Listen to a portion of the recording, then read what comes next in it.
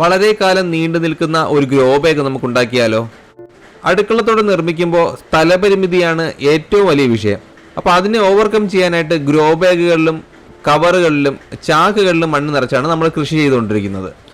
ഇവയെല്ലാം വളരെ പെട്ടെന്ന് നശിച്ചു പോവുകയും ചെയ്യുന്നു. കുറച്ചധികം കാലം നീണ്ടു നിൽക്കുന്ന ഒരു ഐഡിയ ഉണ്ട്, പറഞ്ഞു തരാം.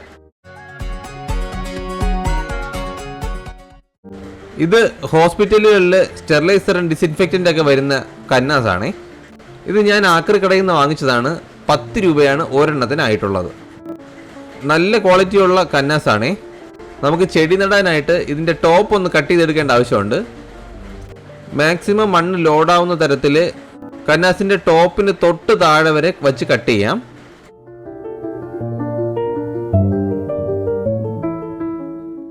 സ്പേസ് മാക്സിമം നമുക്ക് ആവശ്യമുണ്ട്. സോ ഇതുപോലെ കട്ട് ചെയ്യാം. ഹാക്സോ ബ്ലേഡ് ഉപയോഗിച്ച് കട്ട് ചെയ്യുന്നത് കുറച്ച് ദുഷ്കരമാണ്. ആംഗിൾ ഗ്രൈൻഡർ എന്തെങ്കിലും ഉപയോഗിക്കുന്നതായിരിക്കും നല്ലത്.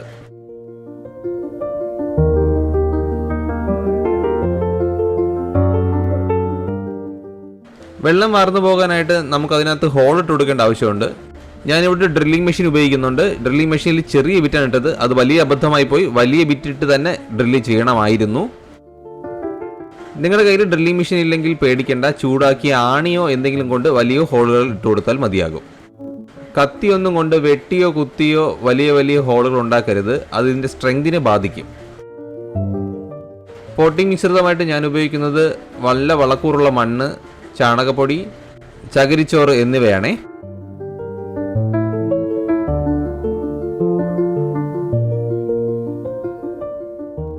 ഇങ്ങനെയൊക്കെയുള്ള പണികൾ ചെയ്യുമ്പോൾ വേദാന്തം സഹായിക്കാറുണ്ട്.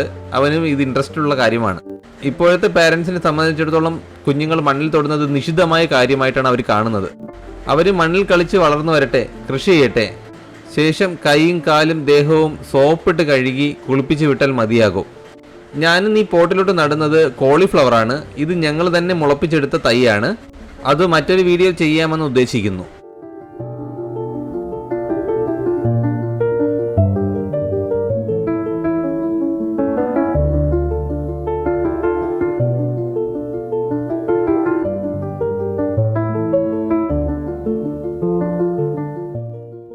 ഞങ്ങളിന്ന് ഇവിടെ നട്ടിരിക്കുന്നത് ഏകദേശം ഒരു 10ഓളം ചെടികളാണ്.